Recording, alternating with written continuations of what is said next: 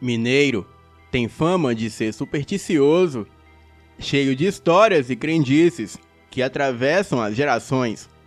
E as lendas que são bastante famosas e conhecidas pelos moradores de diferentes regiões do estado provocam curiosidades e fascínio, mas também receio em muita gente, principalmente na criançada. Confira como surgiram algumas dessas histórias intrigantes que fazem parte do folclore mineiro. 1. Caboclo d'Água.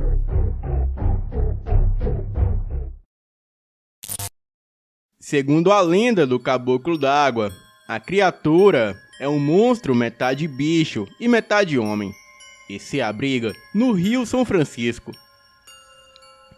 Ele mora em uma caverna no lugar mais fundo do rio e assombra pescadores e navegantes, chegando mesmo a virar e afundar embarcações.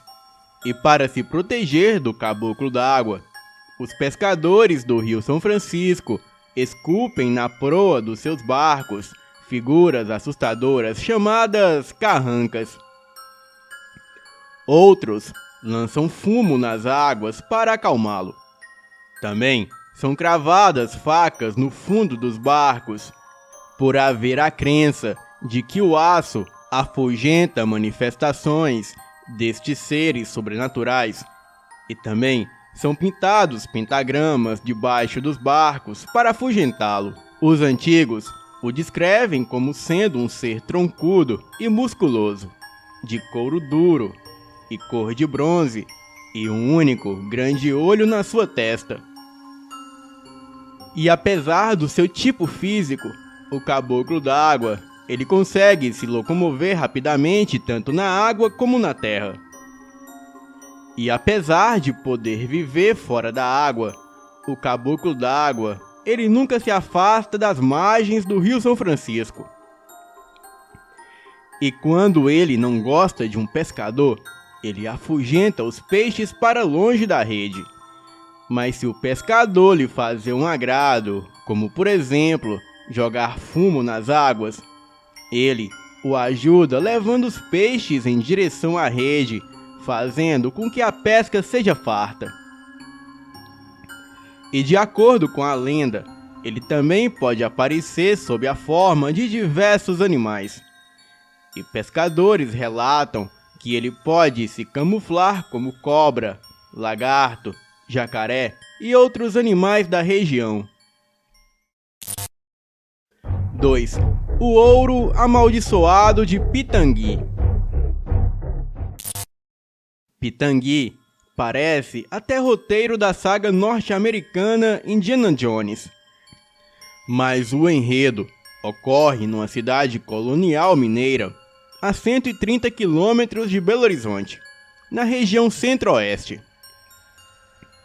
Volta e meia, em Pitangui, desbravadores do século XXI se embrenham na mata da Serra da Cruz do Monte, a mais alta daquelas bandas, em busca de 10 arrobas de ouro, que teriam sido enterradas por um rico minerador português, em meados dos anos 1800, e cujo nome foi apagado pelo tempo. Os moradores mais antigos contam que a fortuna estaria escondida numa mina chamada de Olho do Sol. E o desafio dos caçadores de tesouro é descobrir a localização dela. Moradores dizem que o português viveu muitos anos em Pitangui, fundada por bandeirantes no fim da década de 1690 e 1715, e elevada à categoria de vila. Na época, pepitas de ouro eram retiradas do solo como se fossem batatas, o que despertou a cobiça de aventureiros e da coroa. O europeu juntou boa fortuna, mas refém de uma doença que ninguém sabe dizer qual foi, ele decidiu enterrar o tesouro e se tratar do outro lado do Atlântico, em solo lusitano. Porém, ele percebeu que tinha poucos dias de vida. Decidiu então escrever uma carta ao filho, que permanecera na cidade histórica das Gerais. O português redigiu a carta e, como as correspondências daquele tempo duravam semanas para chegar ao destinatário e havia um grande risco de serem violadas, o minerador recorreu a códigos para revelar ao filho a localização da mina.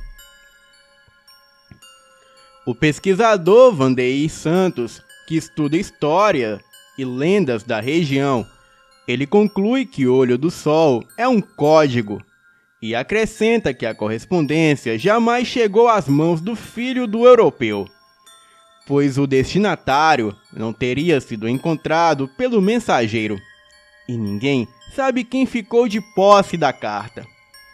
Agora vamos para a parte sobrenatural. Em Pitangui e região, ainda hoje, há aventureiros que procuram o metal precioso nas antigas serras cobertas pelo cerrado. E muitos aproveitam o dia posterior às chuvas fortes para se embrenhar no mato. Isso porque, dependendo do terreno, a força da água extrai do solo partículas amareladas. Porém, atividades sobrenaturais ocorrem nas antigas serras, como a aparição de vultos, livosias e até fantasmas. Um delegado que esteve recentemente no local em busca do tesouro, ele relata que fez 3 filmagens da sua busca pelo ouro nas antigas serras. Porém, 2 filmagens desapareceram misteriosamente de sua câmera. Então, ele, não satisfeito, fez uma 3ª filmagem, registrando todo o local e a sua história. Mas ele conta que 2 homens de preto apareceram na pousada onde ele estava hospedado e o obrigou a apagar todos os registros e, inclusive, quebraram a sua câmera e o ameaçou de morte. O ouro escondido em Pitangui, Minas Gerais, jamais foi encontrado e permanece um mistério até os dias de hoje. 3. Procissão das Almas.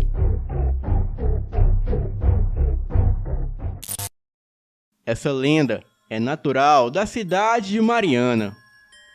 O município de Mariana situa-se na vertente sul da Serra do Espinhaço e reza a lenda que uma velha que vivia sozinha em sua casa e por não ter muito o que fazer e nem com quem conversar, ela passava a maior parte do dia olhando a rua através da sua janela, coisa muito comum no interior. Até que numa tarde, quando estava quase anoitecendo, ela viu passar uma procissão e todos estavam vestidos com roupas largas, brancas, como fantasmas, com velas nas mãos, e ela não conseguia identificar ninguém.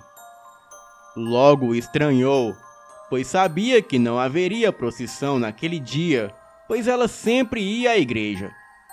E mesmo assim, quando havia alguma procissão, era comum a igreja tocar os sinos no início, mas nada disso foi feito.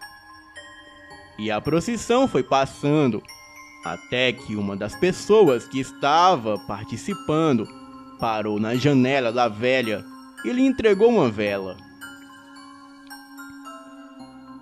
Aquela pessoa disse à velha que guardasse aquela vela e que no outro dia ela voltaria para pegá-la. E com a procissão chegando ao fim, a velha resolveu dormir, apagou a vela e aguardou. E no outro dia, quando acordou, a velha foi ver se a vela estava no local onde ela guardou. Porém, para sua surpresa, no local em que deveria estar a vela, estava um osso de uma pessoa já adulto e o de uma criança. 4. A Capela do Bom Jesus em Ouro Preto. Ao saber da possível prosperidade com o ciclo do ouro nas novas terras conquistadas por Portugal, ele demonstrou interesse e veio para o Brasil. E ao se despedir da sua mãe, ela o presenteou com uma imagem do Senhor Bom Jesus para a sua proteção. E com o tempo, ele começou a gastar de forma desordenada toda a sua fortuna. Ele estava bebendo muito e perdendo destreza para o seu trabalho. Um dia, ele teve um encontro com uma pessoa bem vestida, que em alguns minutos de conversa o ludibriou. E ao fim da noite, a pessoa se revelou ser o diabo e convenceu o rapaz que poderia lhe oferecer 20 anos de uma vida plena com saúde, amores e muitas riquezas em troca de sua alma. A ganância falou mais alto e o rapaz aceitou a proposta. E por mais de 20 anos, ele viveu de forma desregrada, até se esquecer do tal pacto. E na véspera que a proposta deveria se cumprir, o rapaz foi surpreendido para pagar a promessa. Mas se lembrou da promessa que tinha feito à mãe sobre a construção da capela.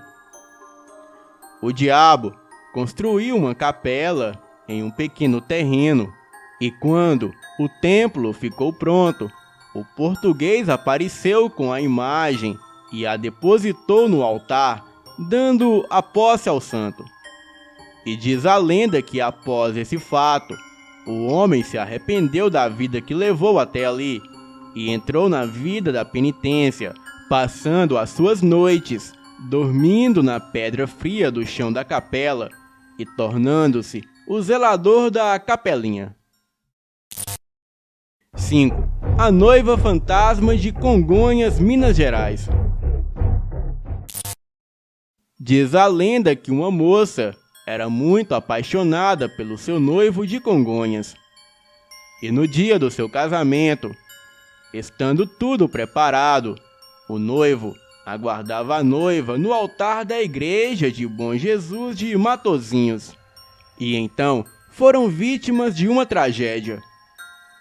O carro que transportava a noiva capotou e matou todos os ocupantes.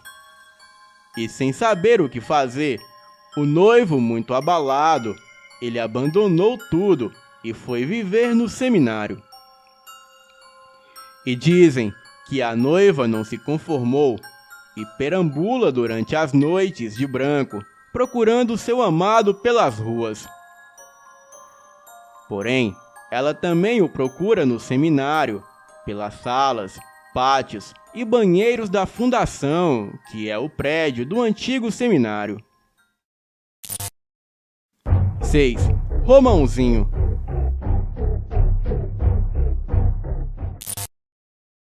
Romãozinho é uma criatura do folclore brasileiro, uma lenda mineira da cidade de São Francisco, norte de Minas. Porém, a lenda se assemelha muito com a lenda do Corpo Seco, outra criatura do folclore brasileiro. Romãozinho é um menino filho de um agricultor e já nasceu mau e pérfido. Ele sempre gostou de maltratar os animais e destruir as plantas. Uma vez, a sua mãe o mandou levar o almoço ao pai, que trabalhava na roça. E ele foi de má vontade. E no meio do caminho, ele comeu a galinha, colocou seus ossos na marmita e levou para o pai. E quando o pai viu os ossos em vez da comida, ele perguntou o que aquilo significava. E Romãozinho perfidamente disse: "Ah, deram isso a mim. Eu penso que a minha mãe comeu a galinha com um homem que vai na nossa casa quando você não está lá. E então ela lhe enviou somente os ossos." Enlouquecido de raiva, o pai voltou logo para casa, puxou um punhal e matou a esposa. E antes de morrer, a mãe amaldiçoou o filho que ria. E ela disse: Você não morrerá nunca. Você não conhecerá o céu ou o inferno, e nem repousará enquanto existir uma vivente alma sobre a terra. Romãozinho riu ante a maldição e foi embora. E desde então, o menino nunca cresceu. Ele anda pelas estradas e faz travessuras. Quebra as telhas dos telhados a pedradas, assusta os homens e tortura as galinhas. Esse mito é algo semelhante ao do judeu errante, que também nunca morreu por causa de uma maldição. 7. Maria Sabão.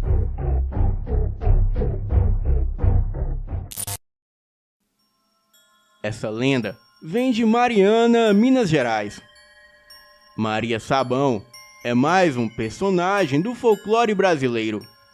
E dizem que ainda no século XVII, ela foi uma escrava que, amando do seu senhorzinho, que era barão de uma grande terra, ela fazia sabão com a gordura das crianças que este matava. E muitas dessas crianças eram filhos de escravos de outros barões. O propósito dele era tirar todos os seus concorrentes para ter as terras apenas para ele.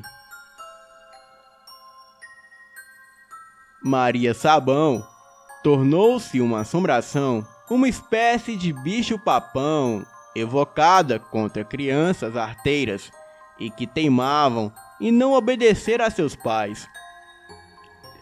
Há muitos anos atrás, consta que na comunidade de Passagem de Mariana existia uma escrava que lavava roupa para os patrões na Casa Grande, de nome Maria Sabão, e que morava em um buraco no morro. E segundo a lenda, Maria Sabão fazia sabão com os cachorros que encontrava perambulando pelas ruas do lugarejo.